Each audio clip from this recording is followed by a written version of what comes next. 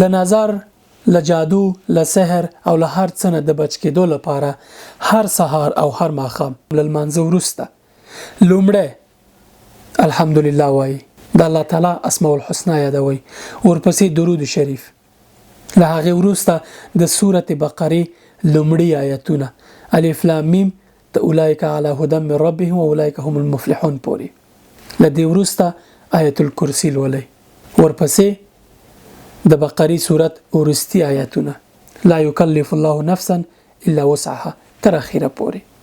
کله چې مو دا خلاص کړل درې وارې قل هو الله احد، قل اعوذ برب الفلق او قل اعوذ برب الناس ووایي.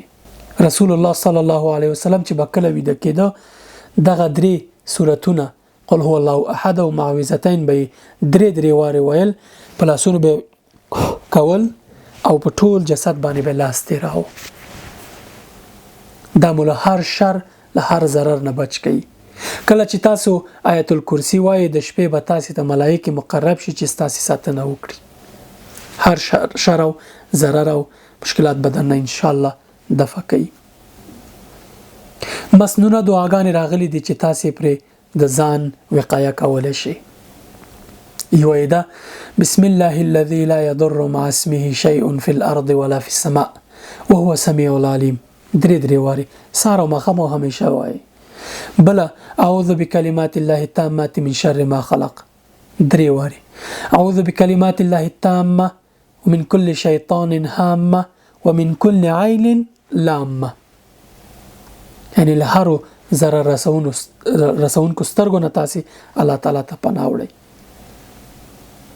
نورې غنې دعاګانې هم شته چې تاسو پرې ځان ساتنه کولی شئ.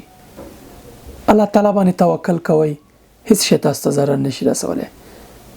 دنیاي اسباب درمل او هر څه ورسره کاروئ. که غواړئ له دغې ویډیو او زما له نورو ویډیوګانو نه ستاسې ملګري، کورنۍ او ټول مسلمانان ګټه واخلي، لطفا دا ویډیو له خپلو ملګرو سره شریکه کړئ. د دې لپاره چې زموږ د دعوت کاروان لا پراخ شي، د مهرباني له مخې زما د یوټیوب چینل سبسکرایب کړئ، ورسره فیسبوک باندې ته ورشئ، لایک کړئ او له دوستانو سره شریکه کړئ. په انستاګرام او ټیک ټاک کې هم درته لنډې ویډیوګانې ږدم. راځئ دا کاروان تر میلیونونو کسانو ورسو، تاسو به هم په ثواب کې شامل شئ. السلام علیکم ورحمت الله وبرکاته.